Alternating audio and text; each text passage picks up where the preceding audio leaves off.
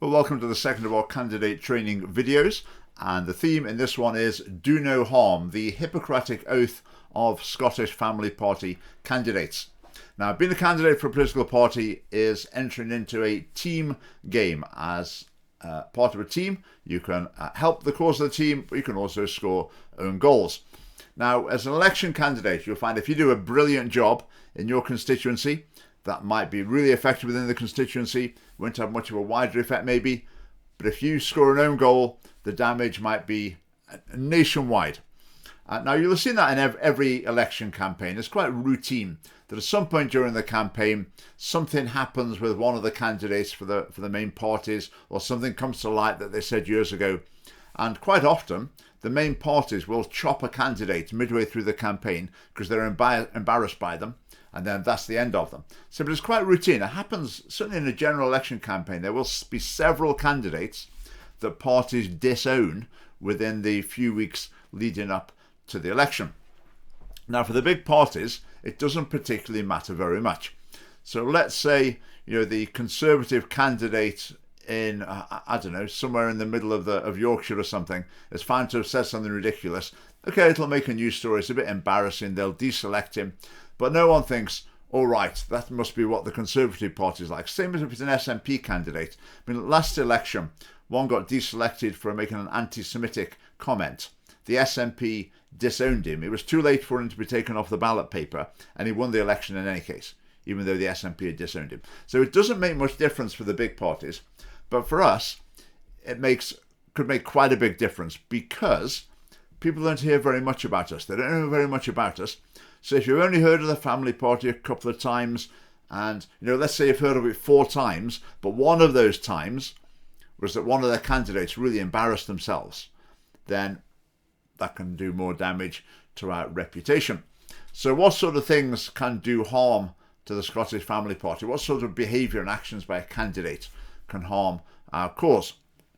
I mean, number one, it could be by just being sort of inefficient, uncommunicative.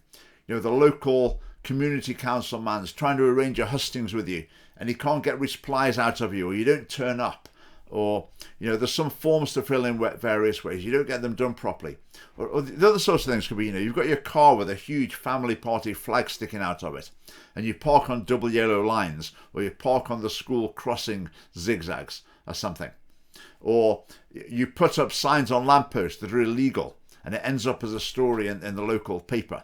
So those sort of things are not great. So really try to avoid those sort of problems. Be efficient, check the rules, know what you're doing, and just be careful. Now, with all those things, if something does go wrong, is it a particularly big deal? It's not a huge deal, to be honest. You're not going to get on the front page of a newspaper by not having the right imprint on the poster that you put up in the high street or whatever. Okay, but do try and avoid those sort of problems. Right, number 2 is being in a situation where you're asked a question about the Scottish Family Party, a pretty basic question, and you don't know. Or someone says to you in an interview, okay, tell me the 3 most important reasons why I should vote for the Scottish Family Party. And if you go, then that's potentially something that could be embarrassing. It's embarrassing for you, it's embarrassing for the party. This is something we'll address in future weeks, how you should sort of prepare yourself for these types of questions. But lacking knowledge on fundamental aspects of our policies would be embarrassing. If it's some detail of a minor policy, that's not so important. But you've certainly got to have some main points ready to present to people. Now, another way of damaging the party potentially is to say something that contradicts a policy. So let's say you've been interviewed or in hustings and say, well, what do you think about such and such thing? And you say, my view is definitely this. Then the person says, oh, that's the opposite of the Family Party policy. And then you might say, oh, is it? Oh, not great, not great. Right, another problem, number 4, can be to add to Family Party policy. So to express things that are actually your own views while you've got your Family Party hat on, or rosette on, during the election campaign, that people will assume therefore a Scottish Family Party policy. So you have to be really careful that if you are saying something that's your personal opinion, not Family Party policy, you've got to make it clear that that is what you're doing. Now remember, of course, the Scottish Family Party's philosophy is to unite the broadest possible coalition of social conservatives, if you like. So the things that usually divide people in Scottish politics and in UK politics, we try and avoid those issues to some extent in order to unite this coalition. So if you're making really strong comments on these other issues, that's going to tend to divide our support and tend to put off people who we might have hoped would otherwise support us. I mean, into this category as well, you could bring, for example, religious opinions. If you've got really strong views about which is the true church or whatever, or views about other religions or Christianity or whatever, I mean, with your Scottish Family Party hat on, that's not the time to be expressing those, because that's going to just cause division among our support, and we don't like that. Now, even saying things like, I don't like dogs, there might be a significant number of people who think, oh, he mustn't be a very nice person because he doesn't like dogs.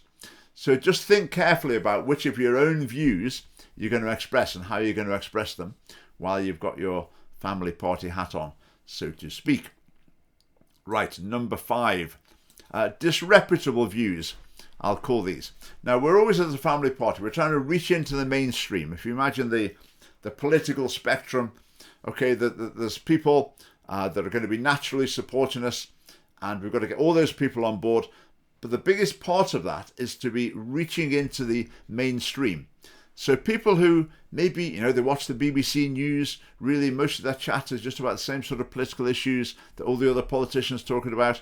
So we're trying to influence those people and reach those people, and we don't want to put them off at all. We want to attract them with our policies rather than putting them off by them thinking we're a bit weird, we've got some really odd views. So that's really important to be careful. I mean, to give an illustration, now let's say the chemtrails idea, the idea that aeroplanes flying above, they leave vapor trails, but that's actually the government putting some chemical in the sky in order to do something to people. Now, I don't know much about that issue at all, but I don't think it's credible. And I think 99% of the population, if they hear someone saying that they believe that, they will just dismiss you. They'll think you're a crackpot. You're not someone to be taken seriously.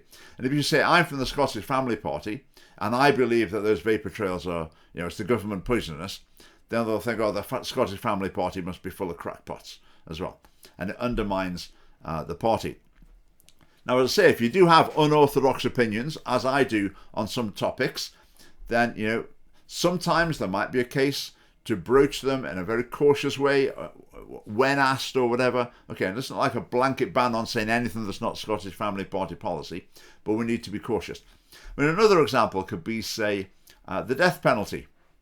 I mean, would it be appropriate in a hustings representing the Scottish Family Party to say, I'm in favour of the death penalty? If I was in the audience there, I'd be thinking, probably rather you hadn't said that. We're sure there's all sorts of opinions on the death penalty. I could give you mine sometime. But it's not something we want to present boldly, be on the front foot, presenting that as though that's something important to us as the family party or as a family party representative. That's something we'd be quite happy to leave in the background through an election campaign. I mean, a classic one that's resulted in people getting media attention before candidates, not family party candidates, candidates for other parties, is saying things like the flood or lightning strike or whatever that's happened is God's judgment. Now, again, we could talk about that. I mean, you might have opinions about whether God's judgment might be enacted in various ways on people or society. We could discuss that. But as a representative of the Scottish Family Party, that sort of comment is just going to be taken the wrong way, or it's going to be used against us. So we just need to be careful. Right, number 6. Another way of harming the party sometimes would be by taking what I might call a disreputable tone. Now, I would urge you with this, follow other politicians in Scotland, follow other political parties and see what they say, see how they behave on social media. And to an extent, obviously not the content of what they're saying, their style that they're saying it in though, that's something that we should try to emulate. So, I mean, just the first thing that came to mind when I was thinking about this, for example, saying Nicola Sturgeon should be sent to prison. Why? Why? I mean, if she'd broken a law, report it to the police, take her to court. See, that's like pub talk. She should be sent to prison. That's not the way politicians talk. That's not the way political parties talk. That's not the way to get yourself taken seriously as a contributor to national debate. Obviously, personal insults are completely out of order. Avoid them completely. You know, if you say such and such a politician's an ugly, then okay, you may feel, oh right, that showed him. I've struck hard there, but you're just doing harm. You're not helping your cause. You're harming the cause. Similarly, personal criticism. You need to be careful. So if you say someone is incompetent, that's sort of okay. If you say they're thick, that's maybe not so good. Maybe not so good. That's more personal, more hurtful, and I would suggest that would be over the line. But questioning someone's competence, criticizing their competence, is okay. I would suggest swearing. Just avoid it completely. Avoid it completely. You'll see, generally speaking, the representatives of the other parties do as well. So we should as well. The other thing I'd say, just like extreme comments. I mean, it's a feature of contemporary political debate that often the line of attack is that, for example, Nicola Sturgeon is a communist and Nicola Sturgeon is a fascist. As though the only criticism we've got of people is by comparing them to communists or fascists. So it's one or the other. But then we need to be a bit more accurate in what we're saying, because most people just dismiss that. They'll say Nicola Sturgeon is not a fascist. Okay, I mean, it's a democracy. She's not invading other countries. We've got various freedoms. So it's not accurate, and we lose credibility, I think, if we use that sort of extreme descriptions.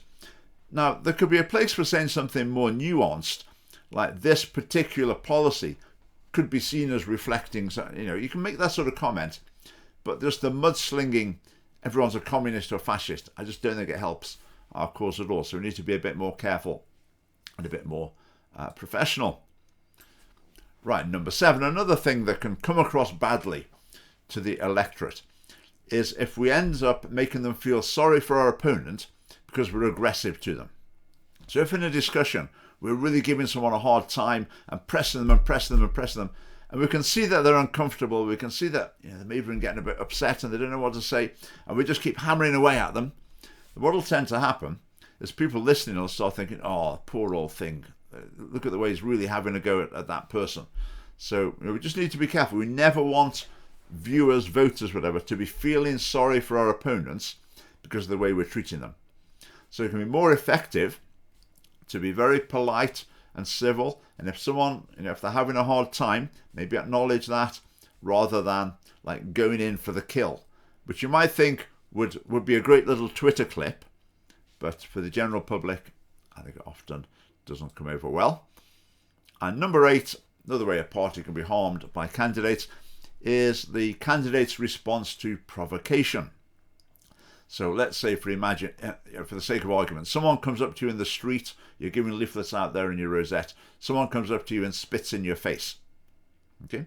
Now, the most natural thing in the world might be to smack them one, but if you do that, you can guarantee someone would get that on film, and the film miraculously wouldn't have caught the person spitting at you. Or even if you just respond verbally, sort of aggressively, angrily, it can end up twisted, it can end up coming across badly. So we need to be very careful when we're provoked. I mean, provocation will be routine. It's routine. I mean, that's just what we deal with as the Scottish Family Party. But I would say we don't just need to stand there and take it. We can say to people, you've been really obnoxious, that's very rude, you've been mocking. You can say, I'm not going to talk to you unless you show a bit more respect and calm down a bit.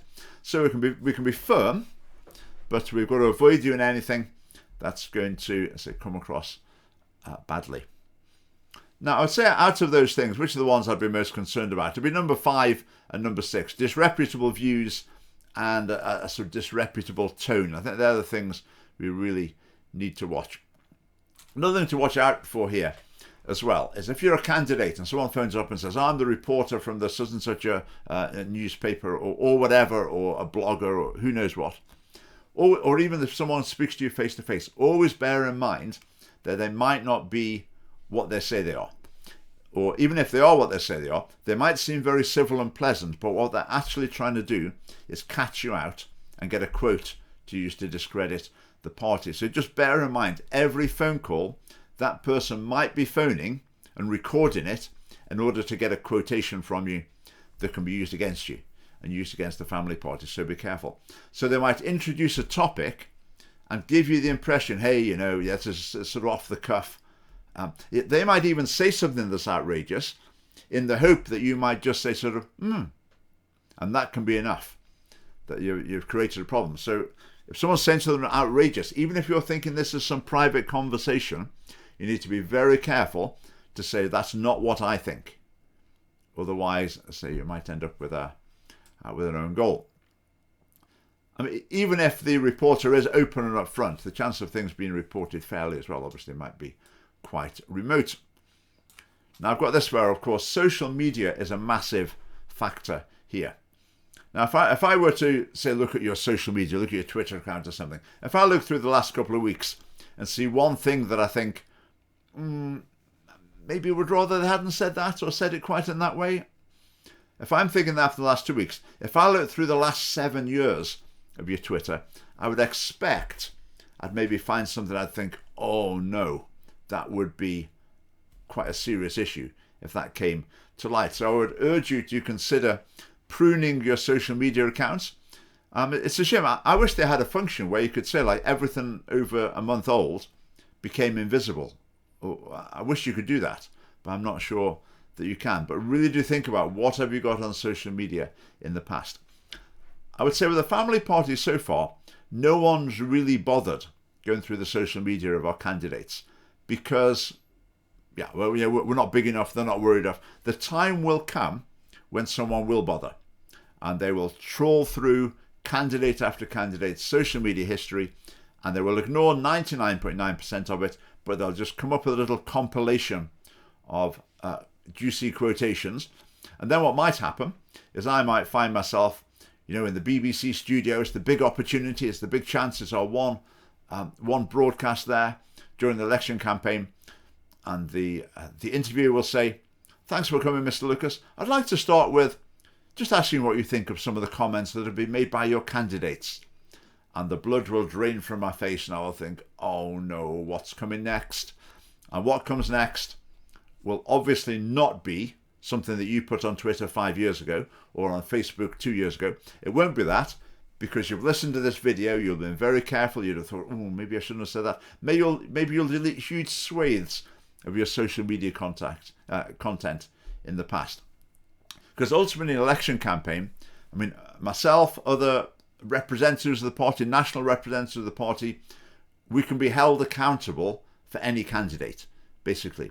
It will be valid, or journalists will think it is valid, to ask me about anything that a candidate said, who knows, in the last 10 years. I can be put on the spot and asked about it. And I really don't want that. That's not the interview I want in the BBC studio in Glasgow in the Westminster election. So as I say, being a candidate is a team role. It's not about me. It's not about you as an individual. It may just be part of the family party team. And as a candidate, you're wearing a hat. You're doing a job. You're performing a particular role. And we always have to remember that. So every conversation, every event that you take part in, that's always got to be in your mind. So if someone asks you something, you're not just thinking, oh, I'm just going to say what comes into my head. Oh, I'm just going to say what I think. You're thinking, no. You're thinking, I'm representing the Scottish Family Party. Right, who's in the audience? What's this person asking me? How could this sound to other people? Right, what's the best thing to say as a representative of the Scottish Family Party in this context? Now, you may be thinking that's an awful lot to think through before you answer a question. But practice. The more you spend in role, if you like, the more you spend thinking in that way through the training and just as you read through our documents, etc., in preparation, then the easier that will be. Now, obviously, we want you as an individual. You can share your individuality, your personal views on some things to some degree as well. So as a candidate, people want to see a real person. And that's very definitely what we want to present. But that real person needs to be presenting themselves in the context of being a representative of the Scottish Family Party. Now, as we're taking this training forward, there'll be some online meetings soon, maybe some local meetings as well. Will be billed as candidate training. So do keep in touch with your branch chairman as we're starting the process of looking at constituencies for the Westminster election, penciling names in and looking at further training. You can watch the video for Rule 1. Well, not Rule 1, sorry. The first training video I made, which was about the Scottish Family Party diet. So take in the right things, and that will help you to come out with the right things as a candidate. But do no harm, as I say, is the primary rule for the candidate for any political party. So thanks very much for watching, and hope to see you soon at a training event or somewhere else before too long. All right, thanks.